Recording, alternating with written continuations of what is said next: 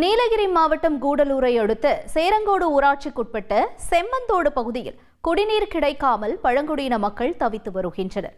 அங்குள்ள 8 பழங்குடியின குடும்பங்கள் அரசு கட்டிக் கொடுத்த 6 வீடுகளில் வாழ்ந்து வருகின்றனர்.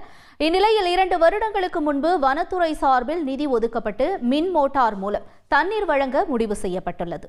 ஆனால் இதுவரை குடிநீர் கிடைக்கவில்லை என்றும் தாங்கள் ஏமாற்றப்படுவதாகவும் பழங்குடியின மக்கள் புகார் தெரிவித்துள்ளனர்.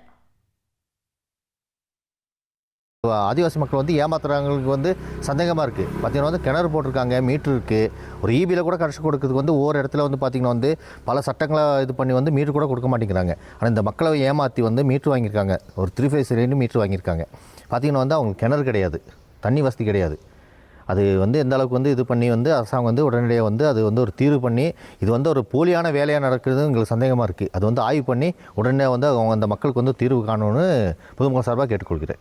உதகை அருகே வனவிலங்கு தாக்கி கூலி தொழிலாளி உயிரிழந்த சம்பவத்தின் எதிரொலியாக அதிகாலை நேரத்தில் தேயிலை பணிக்கு செல்ல வேண்டாம் என வனத்துறையினர் அறிவுறுத்தியுள்ளனர். எடக்காடு சத்தியமூர்த்தி நகரில் வனவிலங்கு தாக்கி சதீஷ் என்ற கூலி தொழிலாளி உயிரிழந்தார். கூலி தொழிலாளியை தாக்கி கொன்றது கரடி என வனத்துறையினர் தகவல் தெரிவித்துள்ள நிலையில் மக்கள் சிறுத்தை என்று கூறி வருகின்றனர். வனவிலங்கை பிடிக்க 2 கூண்டு வைக்கப்பட்டுள்ள நிலையில் 7 தானியங்கி கேமராக்களும் பொருத்தப்பட்டுள்ளன.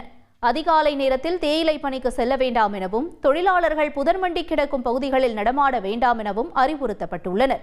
மாலை நேரங்களில் வீடு திரும்பும்போது கூட்டமாக செல்ல வேண்டும் எனவும் அறிவுறுத்தப்பட்டுள்ளது. செய்திகளை உடனுக்குடன் தெரிந்து கொள்ள உடனே சப்ஸ்கிரைப் பண்ணுங்க.